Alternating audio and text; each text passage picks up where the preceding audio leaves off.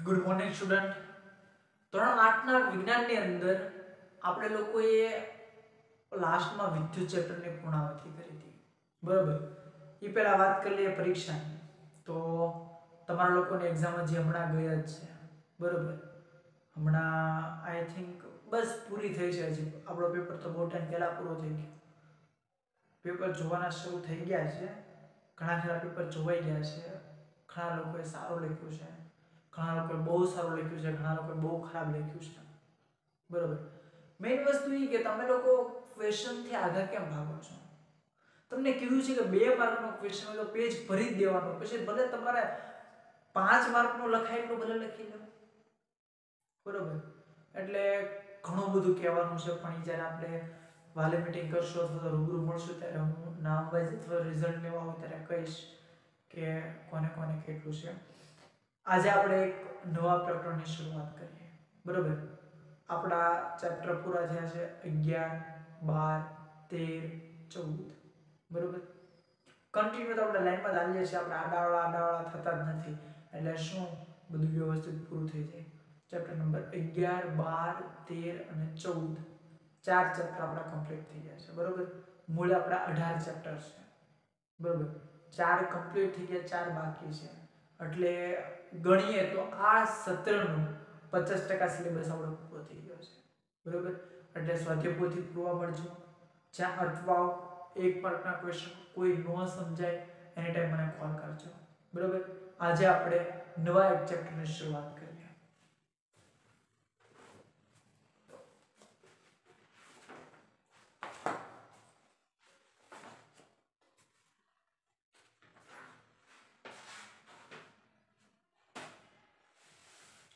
કેટલીક કુદરતી ઘટનાઓ, ચેપ્ટર નંબર 15. બરોબર. કેટલીક કુદરતી ઘટનાઓ. કુદરતી ઘટના એટલે કેવી ઘટના? તો કે જે ઘટના માણસ દ્વારા થતી નથી. દાખલા તરીકે વીજળી પડે છે. બરોબર. તો વીજળી પડે એમાં માણસ કોઈ ભોગ દેતો નથી. બરોબર. વીજળીની જાતે પડે છે.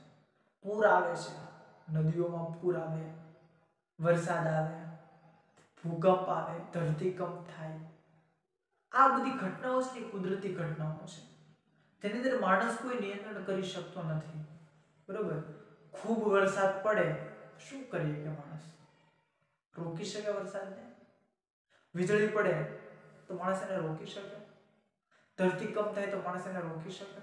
આ દરેક ઘટનાઓ છે કુદરતી ઘટનાઓ છે. ઘટના કયો તોય વાંધો નહીં, દુર્ઘટના કયો તોય વાંધો નહીં. બરોબર. તો આ ઘટનાઓ આપણે રોકી શકતા નથી. પરંતુ આની વડે જો નુકસાન થતું હોય તો નુકસાનને કઈ રીતે અટકાવી શકાય, નુકસાનનું કઈ રીતે ભરપાઈ કરી શકાય, આ વાત વિશે આપણે ચર્ચા કરવાની છે આજે. ધોરણ 7 માં તમે પવન, વાવાઝોડા અને ચક્રાવાત વિશે શીખી ગયા છો. બરોબર. આગલા ધોરણની અંદર તમે પવન, વાવાઝોડા અને ચક્રાવાત વિશે શીખી ગયા છો. તમે શીખ્યા હતા કે વાવાઝોડું માનવ જીવન તથા સંપત્તિને પુષ્કળ નુકસાન પહોંચાડે છે. બરોબર. એને શું કીધું કે તમે ત્યારે જોઈ ગયા હતા કે વાવાઝોડું છે એ પુષ્કળ નુકસાન માનવ જીવનને અને સંપત્તિને. બરોબર. માનવ જીવન એટલે માણસો જેટલા જીવે છે એ, અને સંપત્તિ એટલે એના મકાન, બંગલા, સ્કૂલ, આ બધું એને પુષ્કળ નુકસાન પહોંચાડે છે. તમે એ પણ શીખ્યા કે કેટલીક હદ સુધી તમે તમારી જાતને આ વિનાશક ઘટનાઓથી બચાવી શકો છો. બરોબર. તમે એ પણ શીખી ગયા છો કે આ ઘટનાઓમાં તમે તમારી જાતને કઈ રીતે બચાવી શકો છો. આ પ્રકરણમાં આપણે બીજી બે વિનાશક ઘટનાઓ વિશે ચર્ચા કરીશું. બરોબર. આજે આ ચેપ્ટર છે, આ ચેપ્ટરની અંદર આપણે બીજી ઘણી બધી ચક્રાવાત, પવન અને વાવાઝોડા સિવાયની કેટલીક ઘટનાઓ છે કે જે માણસને નુકસાન પહોંચાડે છે, એના વિશે આપણે ચર્ચા કરવાની છે. વીજળીનું પડવું તથા ભૂકંપ છે. બરોબર. આ પાઠનો મેઇન ટોપિક વીજળીનું પડવું અને ભૂકંપ છે. આપણે આ ઘટનાઓથી થતા નુકસાનો કઈ રીતે ઘટાડી શકીએ તે વિશે પણ ચર્ચા કરવાની છે. મેં તમને કીધું કે ઘટનાને આપણે રોકી ન શકીએ. વીજળી પડતી હોય તો વીજળીને અટકાવી ન શકીએ, પરંતુ એના દ્વારા થતા નુકસાનને કઈ રીતે ઓછું કરી શકાય એ વાત વિશે આપણે જાણીએ અને ચર્ચા કરીએ. પહેલો ટોપિક છે વીજળી, જેને ઇંગ્લિશની અંદર લાઇટિંગ એવો શબ્દ વપરાય છે, બરાબર. જ્યારે વાયરો ઢીલો થઈ જાય ત્યારે વીજળીના થાંભલા પર તાતણા થતા તમે જોયા હશે, બરાબર. એક પવન જો હોય, વાતાવરણ ઠંડુ હોય, આવા સમયે તમે જો વીજળીના તારની બાજુમાંથી ચાલો તો ત્યાં તણખા થતા હોય અથવા તો તીખારા થતા હોય, આવો તમે ઘણી ઘટનાઓની અંદર જોયું હશે. જ્યારે પવન ફૂંકાવાને લીધે વાયરા હલતા હોય, વાયરો એટલે પવનવાળો વાયરો નહીં, વાયરો તાર, બરાબર, તાર હલતા હોય ત્યારે શું થાય તો કે આ તીખારાઓ થતા જોવા મળે છે. જ્યારે પવન ફૂંકાવાને લીધે વાયરો હલતા હોય ત્યારે આ ઘટના ખૂબ જ સામાન્ય છે, બરાબર. પવન ફૂંકાઈને તાર હલતા હોય ત્યારે જે જગ્યાએ સાંધો છે ત્યાંથી તીખારા થવા બહુ સામાન્ય છે. જ્યારે સોકેટની અંદર પ્લગ ઢીલો હોય ત્યારે તેમાં પણ તણખા થતા તમે જોયા હશે, બરાબર. સોકેટની અંદર જ્યારે તાર ઢીલો હોય, બરાબર, ત્યારે જે અંદર તણખા થાય એ પણ તમને ખબર હશે. વીજળી પણ એક મોટા પાયે થતો વિદ્યુતનો તણખો છે, બરાબર. લાઇટિંગ જે છે એ લાઇટિંગ શું છે તો કે એક પ્રકારનો તણખો જ છે. તમારે વીજળી પડે છે, આપણે ધરતી ઉપર ચોમાસાની અંદર જે વીજળી પડે છે, આ વીજળી પણ એક તણખો જ છે. આપણા માટે બહુ મહાન વીજળી છે, પણ ઉપર જ્યાં આ ઘટના બની છે એના માટે એક નાનો તણખો છે, એ તણખો પૃથ્વી ઉપર પડી આવે છે. પ્રાચીન સમયમાં લોકો આ તણખાનું કારણ સમજી શકતા નહોતા, બરોબર. પહેલાના સમયની અંદર જ્યારે ગઢા બુઢા આપણા જે પેઢીઓની પેઢીઓ હતી એ લોકો આ વીજળીની ઘટનાને સમજી નહોતા શકતા કે આ તણખો પડે છે શું કામ, વીજળી થાય છે શું કામ. માટે તેઓ વીજળીથી ડરતા હતા અને એવું માનતા હતા કે આ એક ઈશ્વરનો કોપ છે, બરોબર. પહેલાના જમાનાની અંદર જ્યારે વીજળી શું છે એ ખબર નહોતી અથવા તો વીજળી શું કામ પડે છે એ ઘટના વિશે ખબર નહોતી, ત્યારે ત્યારના લોકો એવું સમજતા કે વીજળી પડે એ કોઈ ઈશ્વરનો કોપ છે. આપણે કંઈ પાપ કરીએ એટલે ભગવાન આપણને સજા આપે છે, બરોબર. આપણે કોઈનું નુકસાન કર્યું છે, આપણે કોઈનું ખોટું કર્યું છે તો માવડી આપણને પરચો બતાવે છે. આવી બધી માન્યતાઓ ત્યારે ચાલતી હતી. અલબત્ત હવે આપણે સમજી શકીએ છીએ કે વીજળી થવાનું કારણ એ વાદળોનો એકઠો થતો વીજભાર છે, બરોબર. હવે આપણને ખબર પડી ગઈ છે કે વીજળી થાય તો થાય શું, વીજળી શું કામ થાય તો કે વાતાવરણની અંદર જે તાર હલે છે, બરોબર, અથવા તો તારની અંદર જે વિદ્યુતભાર ઉત્પન્ન થાય છે એના કારણે વીજળી થાય છે. આપણે વીજળીથી ડરવાનું કોઈ કારણ નથી, પરંતુ આપણે આપણી જાતને ભયાનક વીજ ચમકારાથી બચાવવાના પગલાં લેવા જોઈએ, બરોબર. શું કીધું એને તો કે આપણે વીજળીથી ડરવાનું કારણ કોઈ નથી, વીજળીથી બીવાની કોઈ જરૂર નથી. વીજળી કોઈ એવો મોટો ભડાકો નથી કે જે આપણને મારી નાખશે, પરંતુ આપણે એનાથી બચવાના પ્રયત્નો કરવા જોઈએ, બચવા માટેના ઉપાયો શોધવા જોઈએ. તણખાઓ વિશે ગ્રીકોનું જ્ઞાન, બરોબર. પહેલા જ્યારે વીજળી પડતી હતી ત્યારે ગ્રીક લોકો શું સમજતા હતા અથવા ગ્રીક લોકો પોતાના મનની અંદર શું માનતા હતા. અંદાજે 600 વર્ષ પૂર્વે ગ્રીક લોકો જાણતા હતા કે જ્યારે અંબર એટલે શું તો કે તે ગુંદરનો એક પ્રકાર છે ને રફ એટલે રૂવાટી કે રૂસડાવાળી સપાટી, બરોબર, સાથે ઘસવામાં આવે ત્યારે તે વાળ જેવા હલકા પદાર્થો આકર્ષે છે, બરોબર.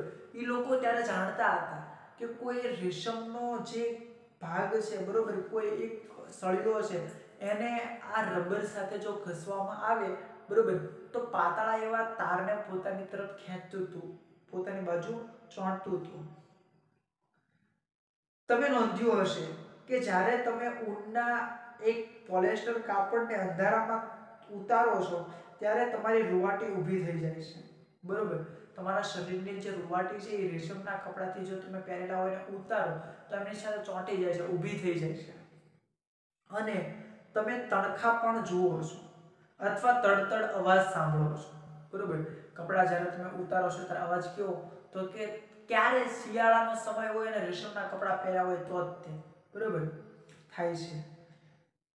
1752 માં બેન્જામિન ફ્રેન્કલી અમેરિકન વૈજ્ઞાનિકે દર્શાવ્યું કે વીજળી એ તમારા કપડાથી થતા તણખાએ આમ તો સમાન ઘટનાઓ છે, જો કે આ ઘટનાને સમજવામાં લગભગ 2000 વર્ષ લાગ્યા. બરોબર. અમેરિકન એક વૈજ્ઞાનિક હતો. એ વૈજ્ઞાનિકે એવું કીધું હતું કે તમારા કપડાની અંદર વિદ્યુત ભાર ઉત્પન્ન થાય છે. તમારા કપડા છે એની અંદર વીજભાર ઉત્પન્ન થાય છે, ધન ધ્રુવ અને ઋણ ધ્રુવ. બરોબર. એણે 1752 ની અંદર કીધું હતું. પણ આ આખી વાત સમજવાની અંદર લગભગ 2000 વર્ષ થઈ ગયા. 2000 વર્ષ સુધી આપણને કોઈને ખબર પડી નહોતી. હવે આપણે વીજભારના કેટલાક ગુણધર્મોમાં અભ્યાસ કરીએ. આપણે એ પણ જોઈશું કે આકાશમાં થતી વીજળી એક સાથે કઈ રીતે સંબંધિત છે. બરોબર. આપણે શું જોયું તો કે કેટલીક કુદરતી ઘટનાઓ છે જે ઘટનાઓ આપણા નુકસાનકારક છે, આપણને એ કોઈક ને કોઈક રીતે નુકસાન કરે છે. બરોબર. તો આપણે કર્યું શું તો કે નુકસાન ન કરે એના માટે શું કરવું જોઈએ, કારણ કે નુકસાન કરી તો પાકું જ છે. આપણે એની કોઈ ઘટનાને રોકી તો શકવાના છીએ નહીં, પરંતુ જો એ ઘટના થતી હોય તો એની સાથે થતા નુકસાનનો આપણે ઉપાય મેળવી શકીએ. બરોબર. આ પાઠની અંદર આપણે બે ભાગ જોવાના છે, એક છે વીજળી અને એક છે ભૂકંપ. તો વીજળી વિશે જો આપણે માનવા બેઠીએ તો શું છે તો કે વીજળી એ કોઈ મોટો ભડાકો નથી. બરોબર. પરંતુ વિદ્યુત ભારના કારણે ધન વીજભાર અને ઋણ વીજભારના કારણે તણખો બને છે, જે તણખો આપણે પૃથ્વી સુધી આવી પહોંચે છે. અમે તમને એક ઉદાહરણ આપ્યું છે કે રોડ કાંઠે મોટા મોટા થાંભલાઓ આપેલા હોય, થાંભલા સાથે તાર બાંધેલા હોય. બરોબર. ભીનાશના કારણે આ તાર હલે છે, ત્યારે જે તારના સાંધા હોય તેથી તણખા થાય છે. બરોબર. આ તણખા જમીન ઉપર પડે ને એટલામાં ઘણી જગ્યાએ આગ લાગી અથવા સળગવાની કોશિશ થાય છે. તો આ જ રીતે વાદળોની અંદર બે વાદળોના અથડાવાથી અથવા તો વાદળોના દોડાવાથી એમાં ધનધ્રુવ અને ઋણધ્રુવ ઉત્પન્ન થાય છે. આ વીજળીના અમુક તણખાઓ પૃથ્વી સુધી વીજળી સ્વરૂપે પહોંચે છે, જે આપણે પૃથ્વીને નુકસાન કરે છે. બરોબર.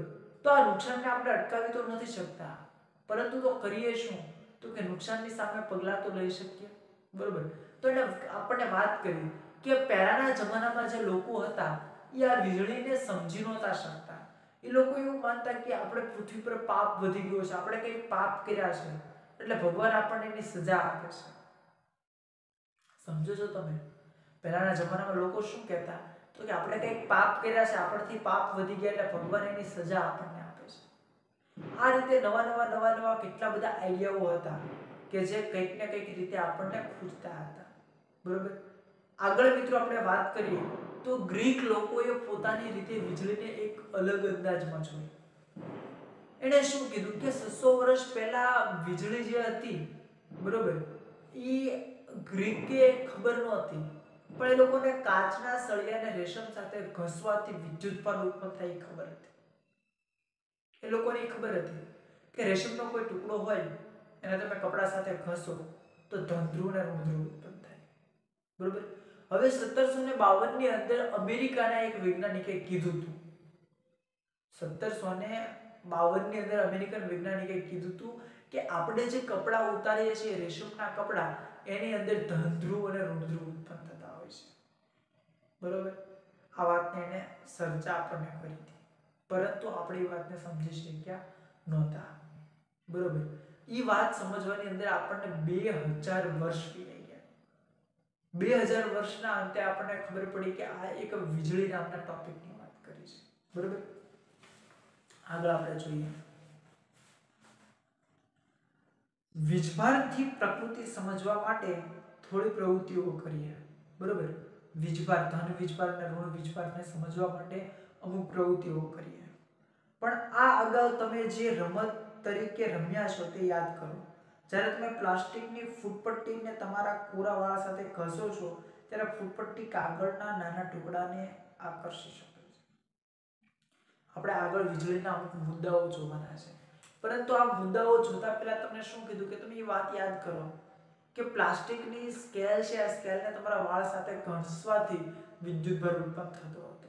બરોબર. જે લોકોને એવું થાય કે નહોતો થતો કે નથી ખબર, એ લોકો ટ્રાય કરજો.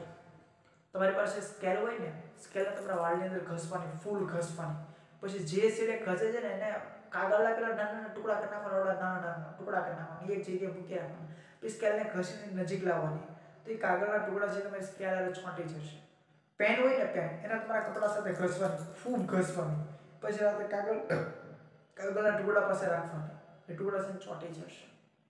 તો આ થઈ ગઈ તમારા પ્લાસ્ટિકના રેશમના અથવા તો ભાગ ઉપર ધ્રુવ અને ઋણ ધ્રુવ ઉત્પન્ન થવાની પ્રક્રિયા. બરોબર, આટલે સુધી આજે રાખીએ છીએ. પ્રવૃત્તિઓ તમે જાતે કરજો.